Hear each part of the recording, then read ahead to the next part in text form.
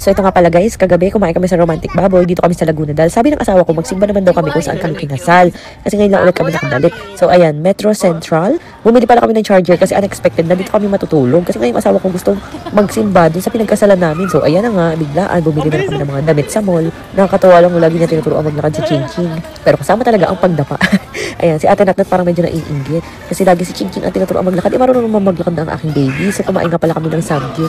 Ayan, tawa ng tawa yung asawa ko. Kasama namin si Ninang, yung aming mga staff. And kasama rin pala namin si Inay, pero late siyang dumating kasi. So ayan, nag-ayos ko mga aking baby. Ayan, kung ano kain namin, syempre kain din ng mga staff namin. Sabay-sabay kami laging kumain. At ito na yung tinutukoy ko na higaan na napakaliit ng aming tinulugan. Tinan nyo naman, kasi kami ng asawa ko dyan. Tapos si Natnat, gusto pa ako katabi. Sabi ko nga kamo, doon muna tumabi ngayon kay nanay. Paranoid pa naman ako, feeling ko baka mahulog si Natnat.